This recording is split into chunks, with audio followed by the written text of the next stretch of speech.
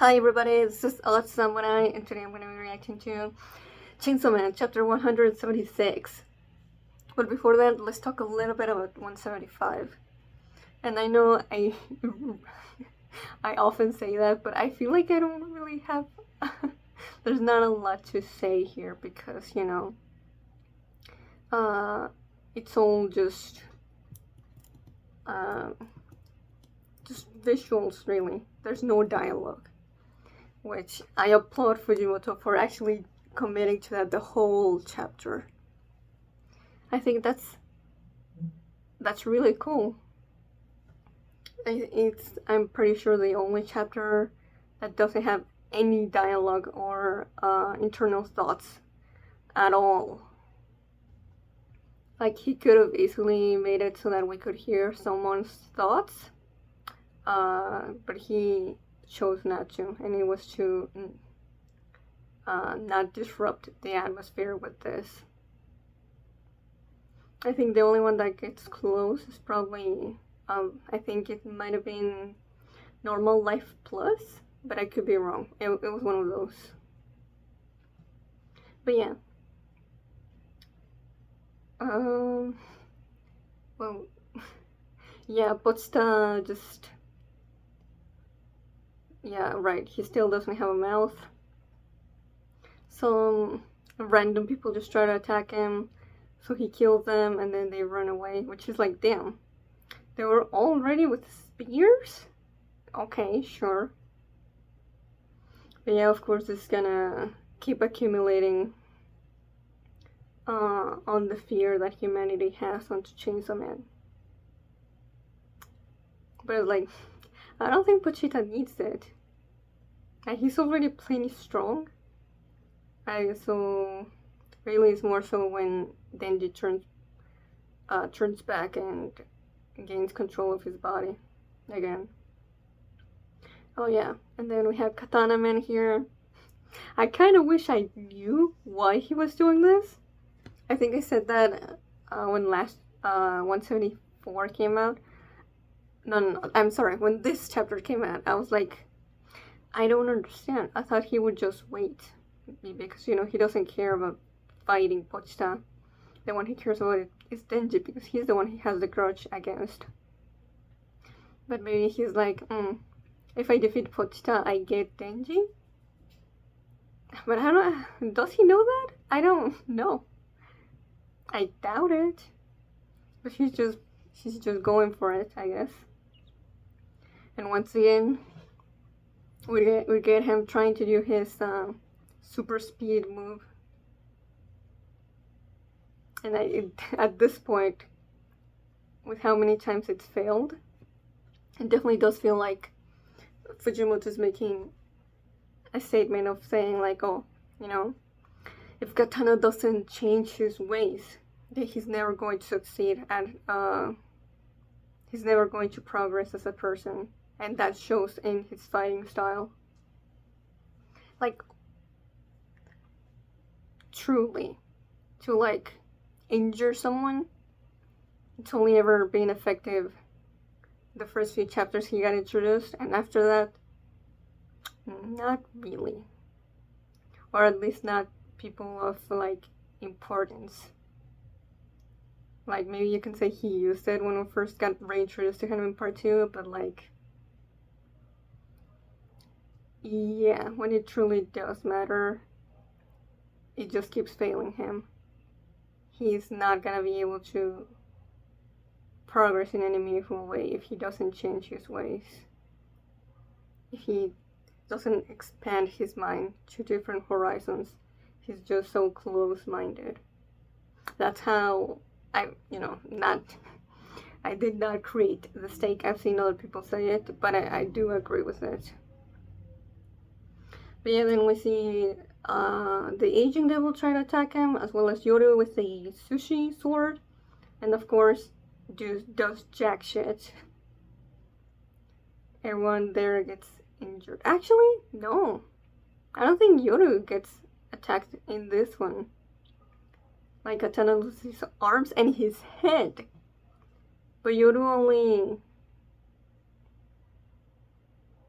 only falls because he falls on her.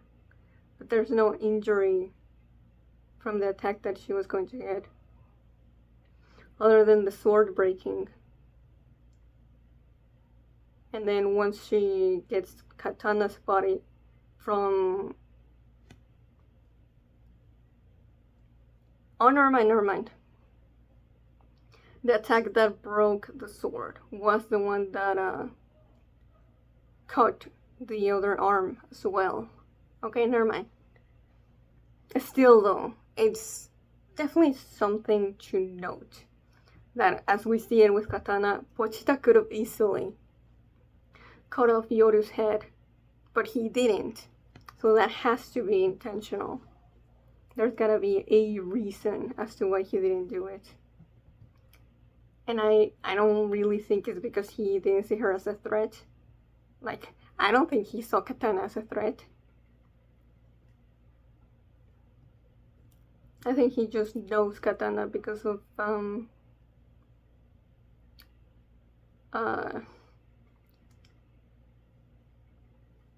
don't know, because maybe Denji has some negative feelings towards him.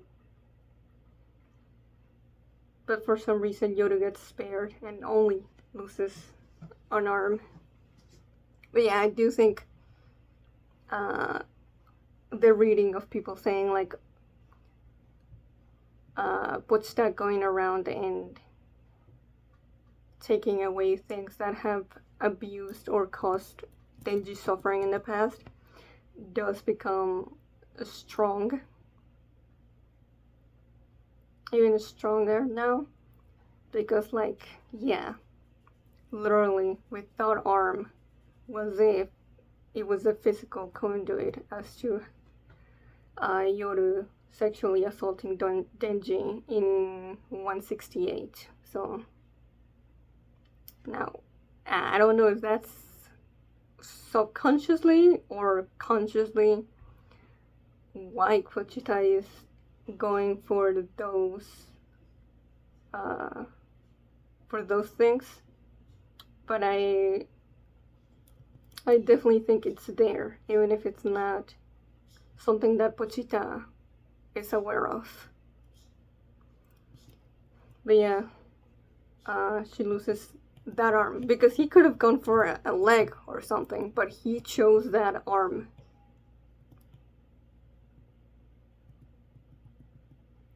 So then they're standing right in front of each other, and then she falls to one knee.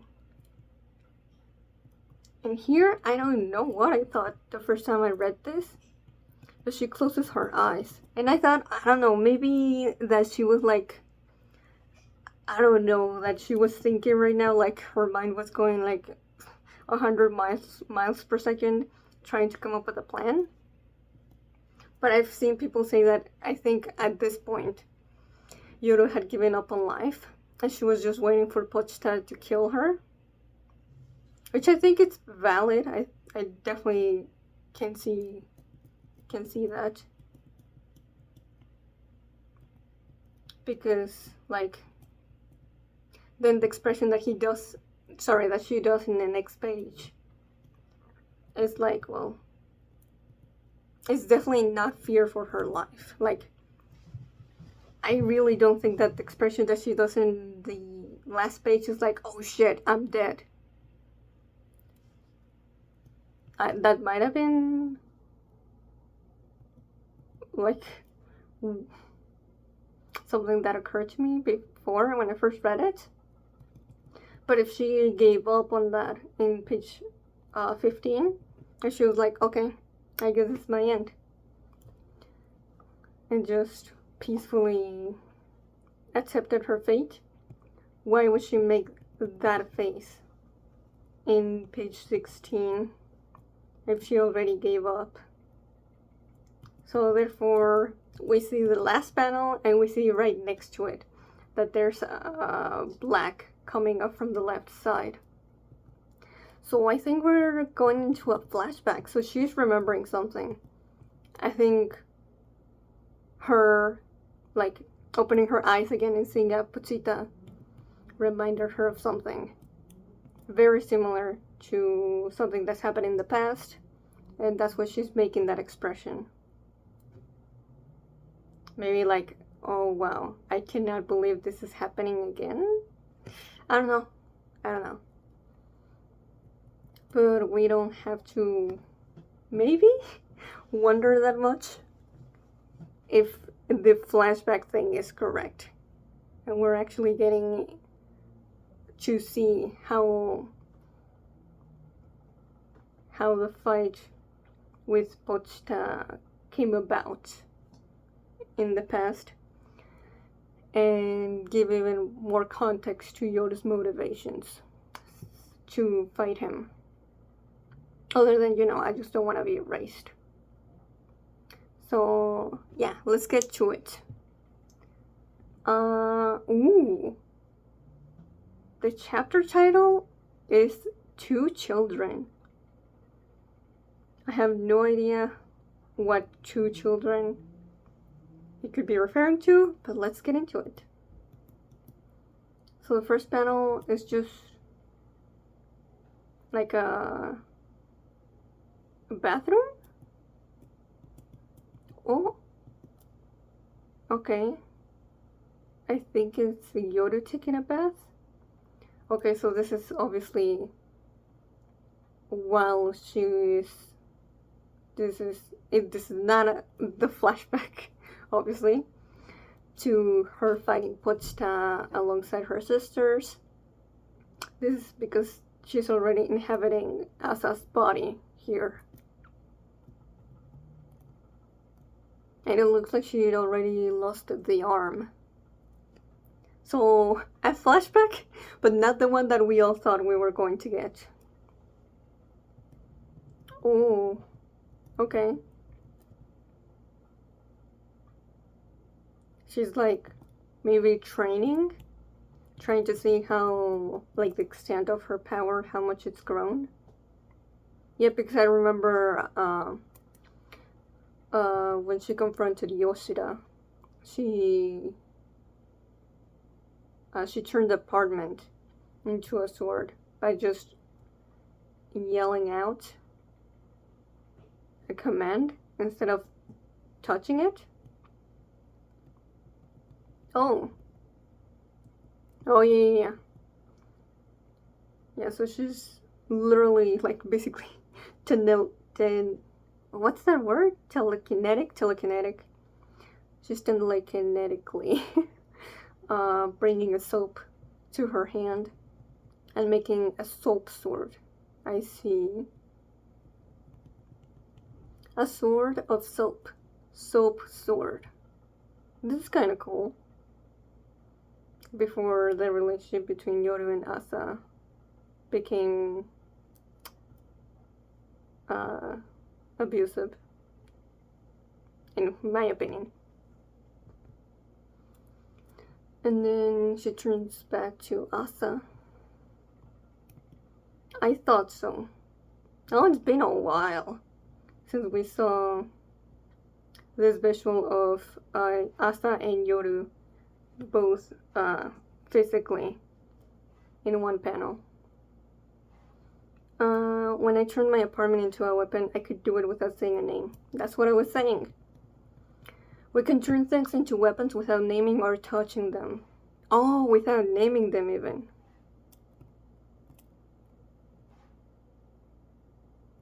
Oh, I forgot about that. Never mind. Oh yeah, it probably still isn't enough to be Chainsaw Man though. Well, at least you knew that. Not a day passes without news of another pseudo Chainsaw Man killing someone. Whenever I'm feared, Chainsaw Man continues to be feared at the same time. Yeah, this is after... This is, I'm guessing, it has to be between, like, chapter 155 and Asa, Yoru, and Fami going to the public safety building. What if you buried the hatchet? Defeating Denji won't make you happy anyway, right? Oh, wait, never mind. Wait, so this is after they already knew that Denji was Chainsaw Man? So maybe this is Asa Yoru taking a bath? That chapter when everyone is in Fami's hideout. Could be. I don't know what Yoru expression is this. She's just looking at Asa like she just said something really stupid. Everyone remembered war's terrors, just like you wanted. Can't you just say you already achieved your goal? I do like that we're saying that Asa at least tried to dissuade Yoru even here. She wasn't just blindly trying to do all this and following Yoru's commands and wishes just because of her threats. And I still don't know what to make of this Yoru expression. But she just looks so done with everything, and then she looks down. Okay, she continues looking down. There's something I want to reclaim from Chainsaw Man. The piece of her that was eaten, maybe? I mean, hard to really, I don't know. Considering we had 3 panels of Yoru just contemplating what Asa just said, I feel like there might be important, but I don't know. Oh, my comrades were eaten by him. If I can just make him vomit them back up. Was she talking about like nuclear weapons and all that? Now that I think about it, I didn't even consider that nuclear weapons could have been like an actual devil. Like she's not talking about the object necessarily, although that comes with that. Like she probably is thinking like, oh, the nuclear weapons devil was my ally. Like as an individual. Do you have a way to be Chainsaw Man? Yoru still looks like, oh shit. 2?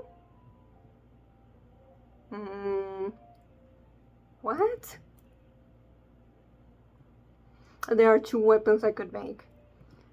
Just 2 that would be far more powerful and fearsome than yours. Okay. Then why didn't you make them in the first place?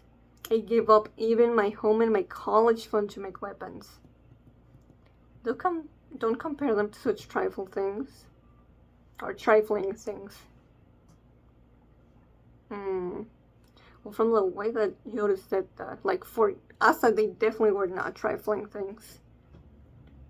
So it's gotta be something that Yoru values. Turning those 2 into weapons would run counter to saving my comrades. What? I guess we'll find out. It would run counter to saving my comrades. Also, like, I feel like this is definitely important to note that Yoru actually cares for someone the way that she's talking about her past comrades.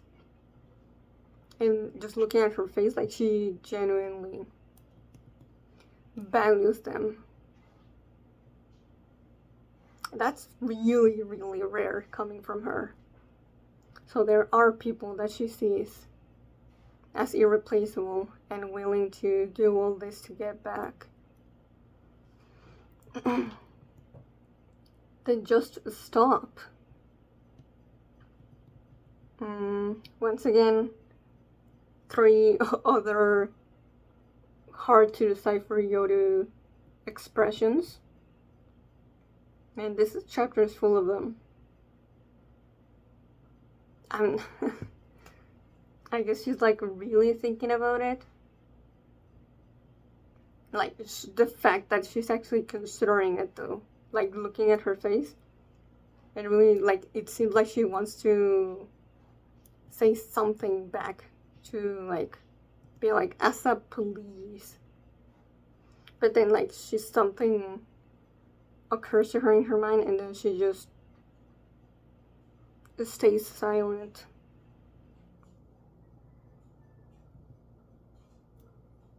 Like, maybe I could, but I don't think I can. I don't know.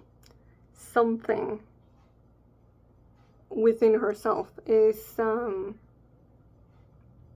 keeping her tied to this goal. But we still don't know enough to know exactly.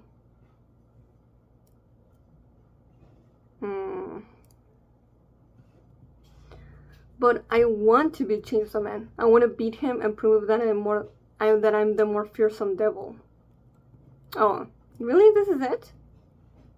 And this is just the way that the panel is shown. And it's so big. Like, this is framed out like a big moment. But, like, we've known this already, I feel like. But I guess it just goes to show how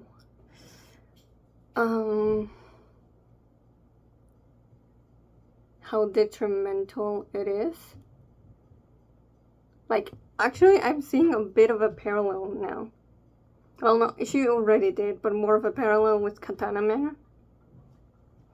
Just like him being obsessed with taking down Denji. Being detrimental to him moving on from his grandfather's death.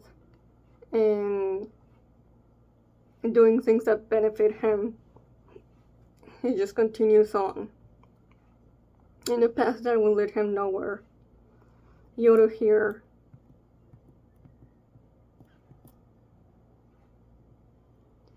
is going on a path that's not really going to make her happy or fulfilled. But she still wants to do this because that's what she's deemed as the purpose of her life. But I don't know, I feel like there's definitely more to this. There's gotta be, right? There's gotta be something more rooted to this goal. I'd give anything for that. Yeah.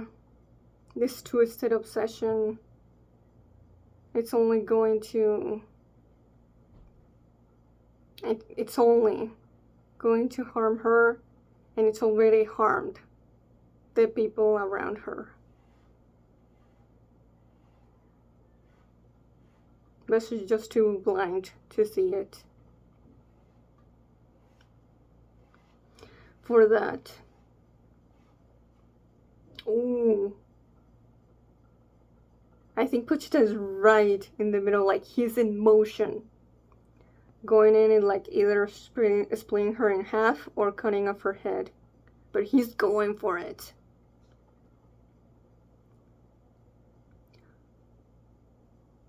For that, would I even turn my own children into weapons? Well, how literal are we talking with this so-called children? But yeah, 2 children, the title, I haven't forgotten.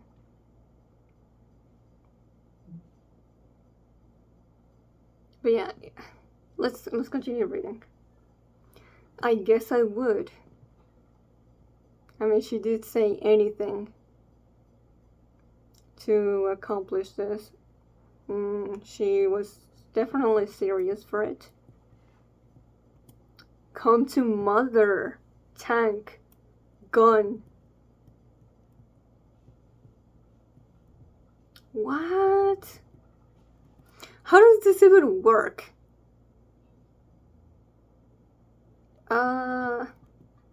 That's a cool, the sure as hell is a cool, page, but like, what are the implications of this? And like, Yeah, like, what are tank and gun? Like, yeah, she's calling them children, but like, you know what I mean? Like, were they actual, like, devils? Like, the devils we've come to know, like, with personalities and everything? I I feel like we need to know more to be able to really understand what she's sacrificing here.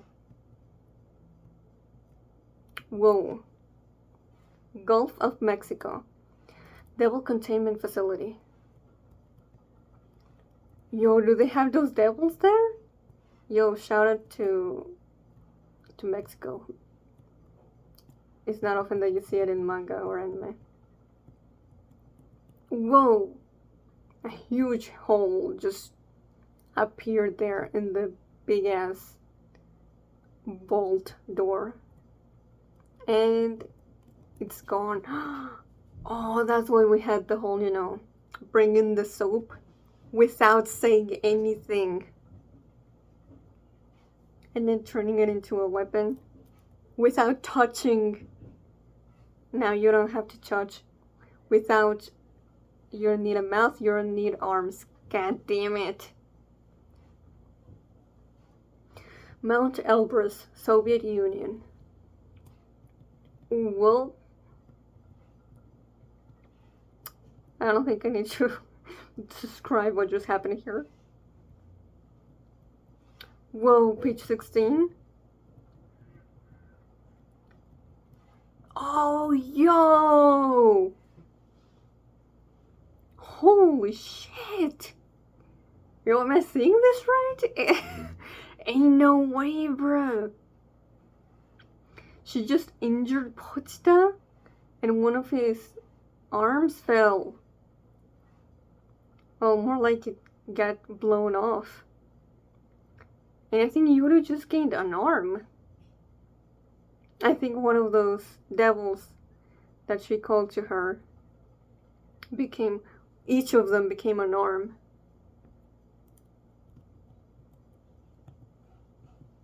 I see.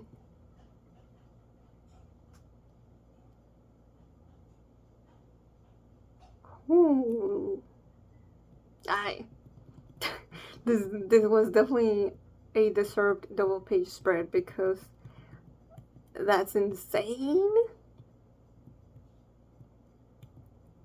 Right gun gauntlet. Left tank gauntlet. Wow. Oh, and she aimed right at his stomach. And I think one devil had just came out. Yeah. He threw up the mouth devil, so now her mouth is back.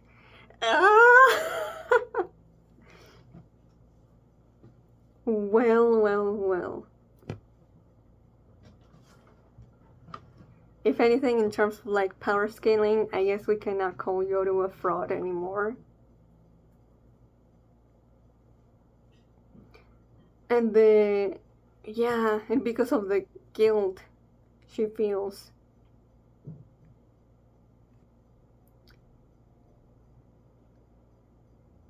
Making those devils weapons. Like her own weapons. That's why they're so powerful.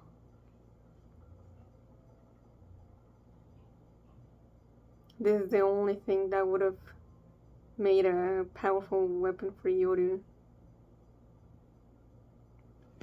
And yeah, this is what she didn't want to do. And yeah, when she was like, if I do this, yeah, turning those two into weapons would run counter to saving my comrades. So literally, like, a big part of her motivation is just gone now. No pun intended. Like, literally, just the way that she says it. It seems like saving those two was a big part of just proving herself that she's stronger than Chainsaw Man. And that's what she said that. But now that she's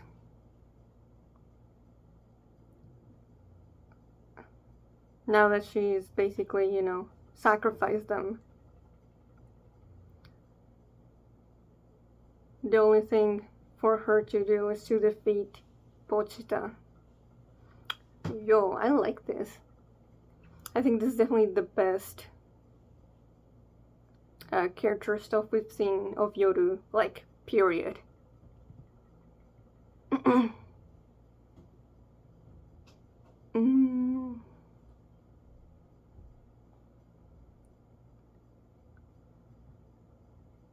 Yeah, this is pretty good.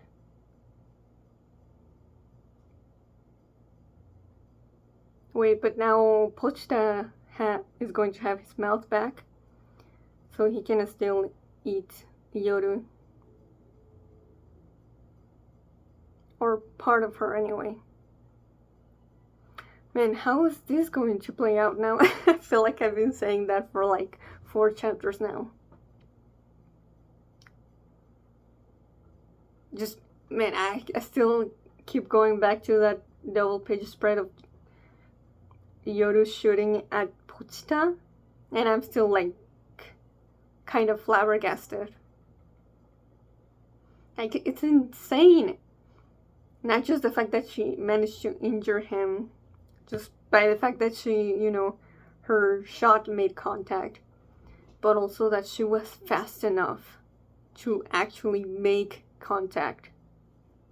That's so crazy.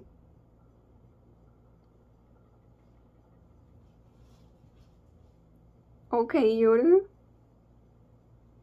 She's really throwing everything away just for this goal.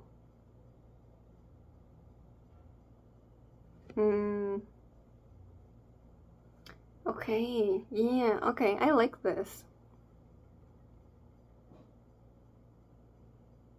The only thing that you could call human-like from Yoru in terms of like feelings, it was tied to those 2 devils. But now she's decided to say goodbye to them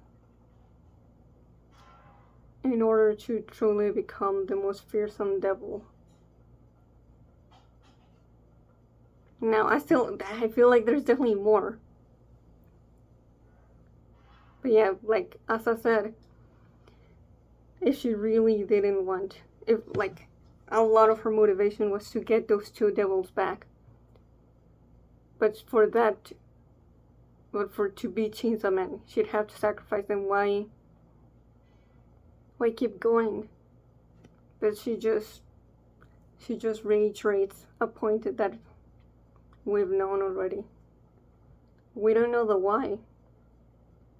Like, why does she have this motivation of wanting to be the most fearsome devil?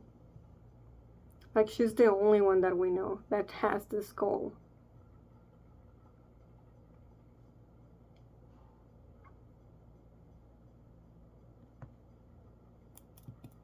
Now Yoru has casted everything aside for this.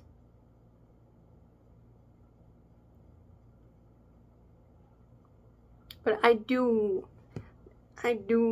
feel like we should have known about Yoru's desire to want to get back those 2 devils. At least, like, ever since the whole stuff with the chainsaw people started happening. Because, like, yeah, of course, it's not about them. It's about how Yoru feels about them. But I just feel like it would work out better if we were already familiar with this motivation of hers. Instead, like, they're gone. The chapter we find out that they exist and how Yoru feels about them. So yeah, that diminishes some of the impact, but it still works. We still get what Yoru had to do in order to become this powerful. I mean, she says so herself, she sees them as her children. Which is like, okay, I guess there are devils. Even with no connection to humans, that can make familial connections with others. Now you might say, well, the horsemen exist, but like we don't really know what the deal with them is. Aside from them, there's no other ones that we've seen do that between other devils. So this is definitely unique.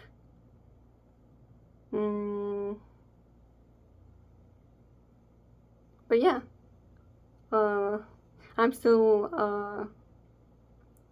processing how this informs Yoru's character. So I might have more things to say in next chapter about it. But for now, this is all I have. So if you enjoyed it, please like and subscribe. Till next time, see ya.